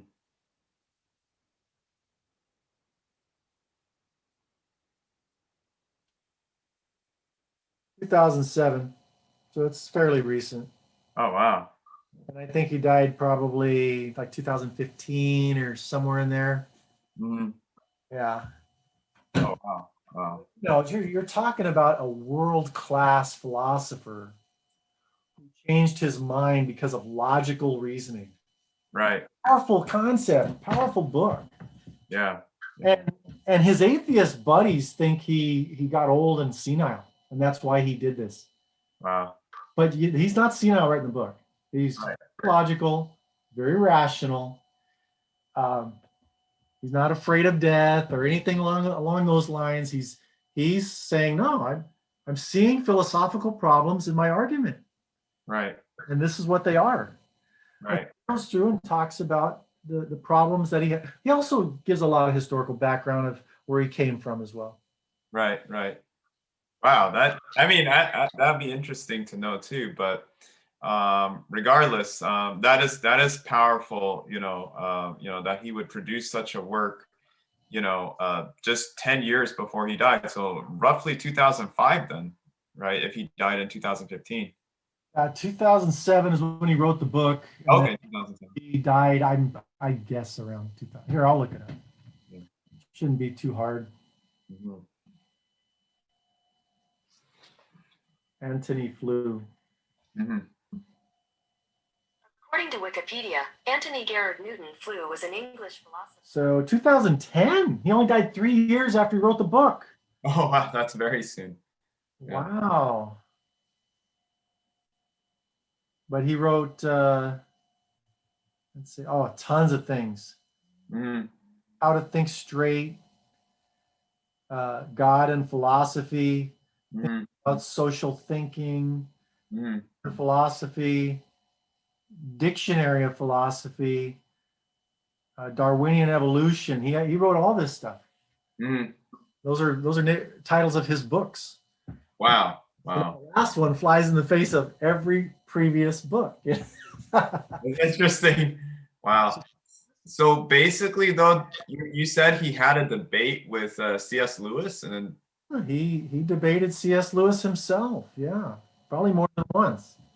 They were from Oxford. They came from England, the hub of the critical thinking that was happening at that time. right, right. In World War II, C.S. Lewis got to be very popular. Mm-hmm. Atheists were, barking at him the entire time. Mm-hmm. Wow, wow. Yeah, I mean, in the modern days, I've heard a lot of quotes from C.S. Lewis, and I know that he's the one that has written the book called The Lion, the Witch, and the Wardrobe. Yeah, yeah. And letters. He's got a lot of great material out. I don't know when he passed away, though. I'm embarrassed to admit this, but yeah, I don't see. Now, he was not a young Earth creationist, C.S. Lewis, but he was a theist. He was a creationist theist. Mm-hmm. I think he was open to the millions of years. Oh, okay. Which was a big chink in his armor, but yeah. For the most part, though, he just had good, solid apologetics, minus the millions of year part. Right, right. When did C.S. Lewis die? 63. So he died quite a number of years ago. Wow. So then Antony Flew, he had to argue with C.S. Lewis in the 1950s or something. Yeah, 40s and 50s.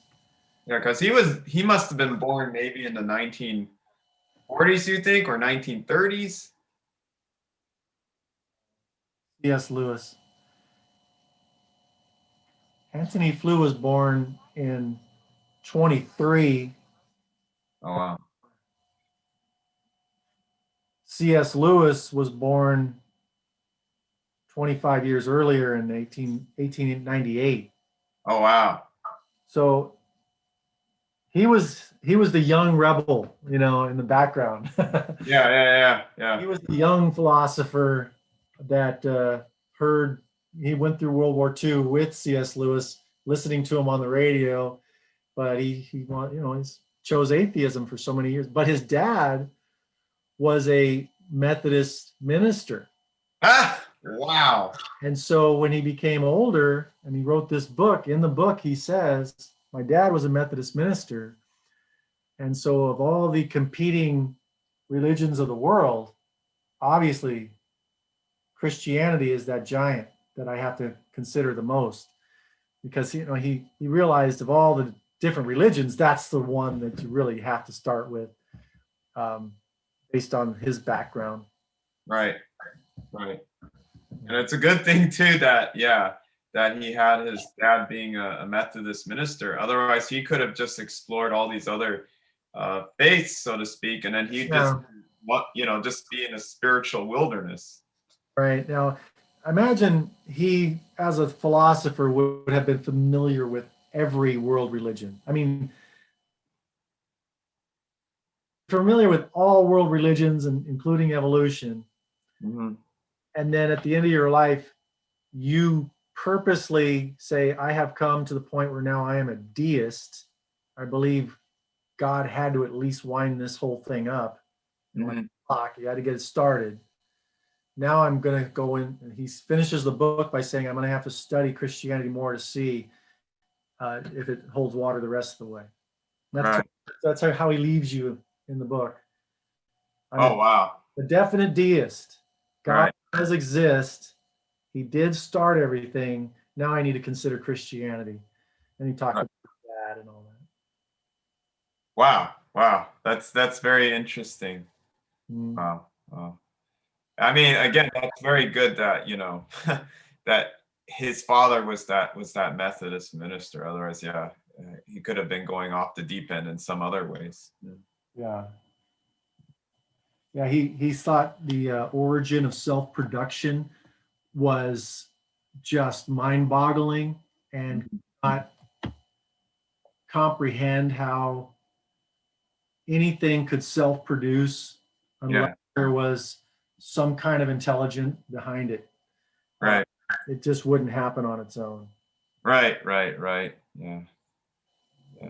It'd be good. I mean, we don't know, right, if he ever came to God of the Bible. I mean, or to accept, the sacrifice, through God's Son. He had 3 years. He was seriously considering it. I could see him coming to Christ. Yeah. I mean, with his father being a minister, that would make sense.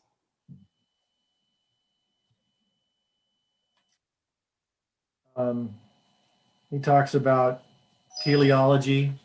Mm-hmm. You have to have intelligence to drive a system, or the system won't function properly. Right. Don't have an intelligently designed system to run automatically by previous intelligence being inputted into it, or active intelligence running it at the moment, you're just not going to have anything happen. Right. And it's kind of interesting. We're talking about hydrolysis, and he says, the polymerization process in the cells requires an exact amount of water to be within the cells. Right. Have to eliminate the excess and accept just the right amount, or you will not have a properly functioning cell. Right. This is a death to a cell without that kind of regulating mechanism. Right. That was another thing that helped to convince him. Mm-hmm. Basically, regulating mechanisms are really a powerful tool all by themselves. Yeah. Need to go. Well, my wife needs me. Okay. Really good fellowshipping with you, brother. And Tom, likewise. Thanks for hanging out with us. I don't know if you're still taping or you just forgot that you're still on, but I see you're still on the screen smiling. Oh, that's your cat, though. That's Tom, the cat. Yeah. Well, God bless you guys. Let's say another little word of prayer. Father, we ask your blessings again on everybody that came to the meeting today. Pray that you'll help us to assimilate and make all these arguments our own so that we can better win people for Christ and answer the questions that they have. Lord, I pray that you will bless the next meeting, bless our next speaker, Steve Austin. I pray that you will also bless America and help for us, Father, to be blessed with truth and justice in America. And we use the tenacity you told us to use, that when the widow came to the unjust judge and she was tenacious, the judge gave in to her desires for justice and gave her justice because she was tenacious. Father, we stand tenacious before you for justice and truth to reign in America. Bless our creation science group. Help us to do our part. In Jesus' name, amen. Amen. Amen. All right. Bye-bye. God All bless right. you guys. For now.